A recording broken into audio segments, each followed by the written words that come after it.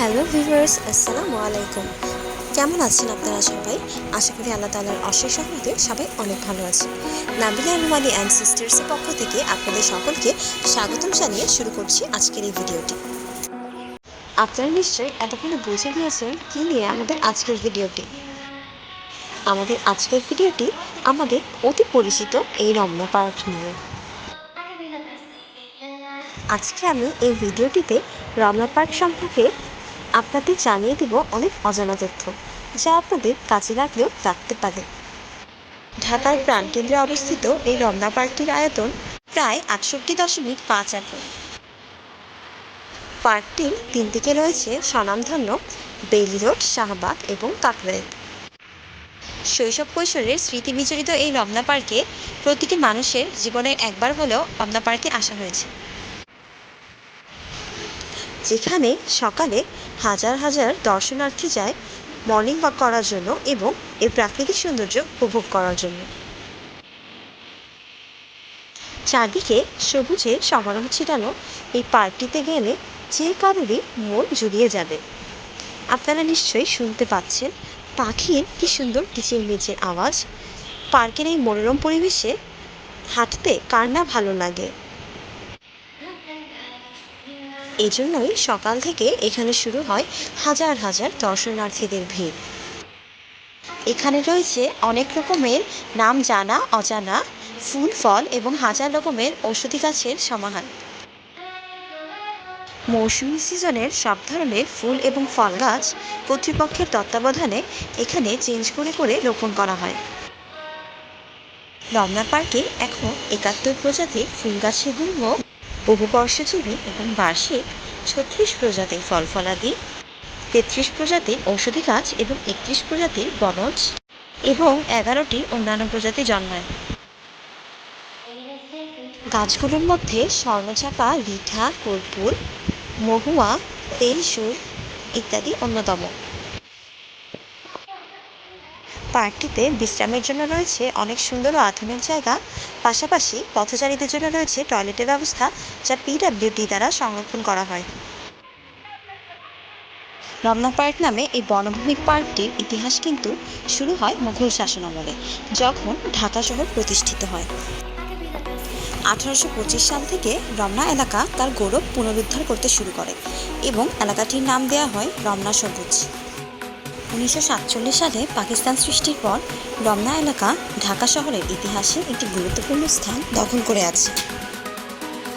Ramna park আনুষ্ঠানিকভাবে উদ্বোধন করা হয়েছিল ১৯৪৯ সালে ৮৮.৫০ একর ৩৫৮.১০০ মিটার স্কোয়ার ভূমি নিয়ে, ৭১ প্রজাতির গাছপালা নিয়ে। হ্রদের দক্ষিণ পশ্চিম দিকের বড় খোলা জায়গাগুলি জাতীয় মেলা ও প্রদর্শনী আয়োজনের জন্য ব্যবহৃত হয়। ১৯৬০ সালে রানী দ্বিতীয় এলিজাবেথকে স্থানীয় আতশবাজি প্রদর্শনীর সাথে রমনা পার্কে একটি উত্তেজনাপূর্ণ নাগরিক সংবর্ধনা দেওয়া হয়েছিল। রানীর জন্য একটি উত্থিত কংক্রিট প্ল্যাটফর্ম তৈরি করা হয়েছিল, যার অবশিষ্টাংশগুলি এখনও হ্রদের কাছাকাছি পার্কে দেখা যায়। পার্কটিতে রয়েছে অসংখ্য বেঞ্চ, যেখানে পথচারীরা বসে গাছের ছায়ায় আরাম করে নিতে পারেন। ডায়াবেটিস রোগীদের জন্য এখানে রয়েছে স্পেশাল ফুটস্টেপস সম্বলিত ডিজাইন করা রাস্তা। পার্কে অসংখ্য গাছপালা রয় এখানকার পরিবেশ সবসময় সুন্দর, শ্যামল ও ঠান্ডা থাকে।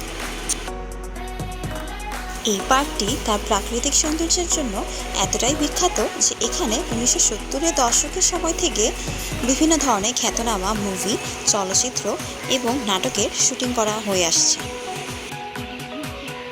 পার্কের বর্তমান ল্যান্ডস্কেপ ১৯৫২ সালে বাংলাদেশের গণপূর্ত বিভাগ দ্বারা ডিজাইন করা হয়েছিল।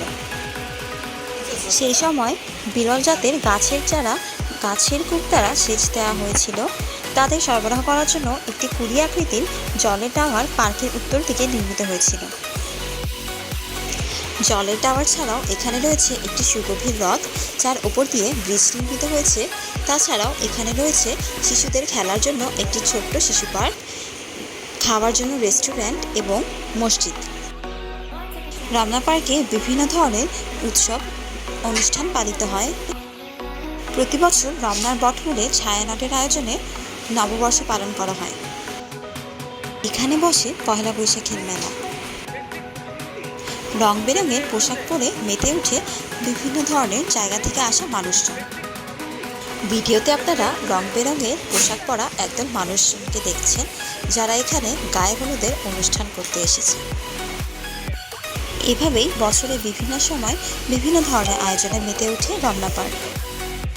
সকালে রমনা পার্কে গেলে দেখা যায় এখানে বিভিন্ন গ্রুপের মানুষজন ব্যায়াম, যোগব্যায়াম ও কারাতে করতে আসে। প্রত্যেক শুক্র শনিবারে পার্কটিতে কিছু কারাতে প্রশিক্ষণার্থীদের এখানে প্র্যাকটিস করতে দেখা যায়।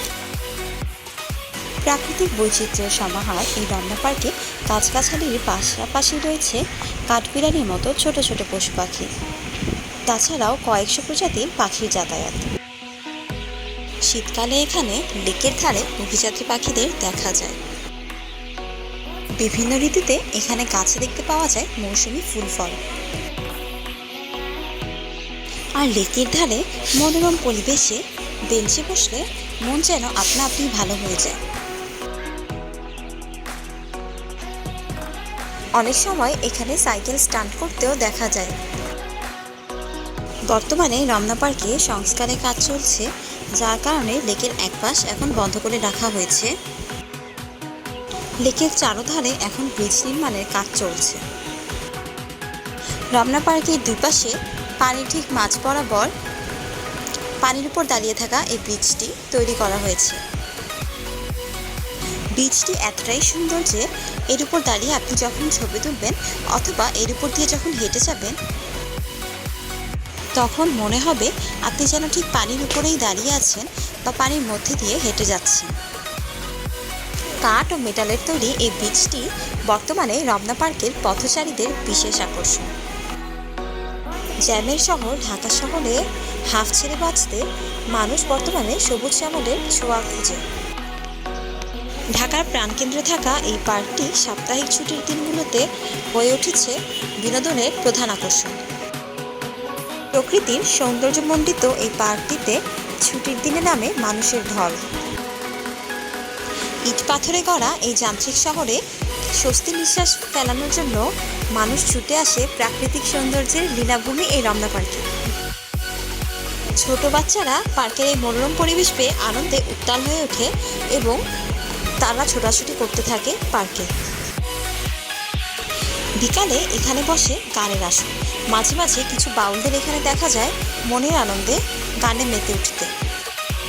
পরিবার পরিজন নিয়ে কেউ আসে ঘোরাফেরা করতে, কেউ আসে খেলাধুলা করতে, কেউ আসে বনভোজন করতে। বর্তমানে তরুণ তরুণীদের ক্রেজ ফটোশ্যুটের প্রধান স্থান এই রমনা পার্ক। বর্তমানে এটি ফিটনেস কনসিয়াস মানুষদের পাশাপাশি প্রতিটি মানুষের জন্যই বিনোদনের প্রধান মাধ্যম হয়ে দাঁড়িয়েছে। আপনারাও যদি কখনো রমনা পার্কে না এসে থাকেন তাহলে অবশ্যই জীবনে একবার হলেও এই পার্কটিতে আসবেন। আমি দাবি করে বলতে পারি আপনাদের অবশ্যই পার্কটি অনেক অনেক ভালো লাগবে।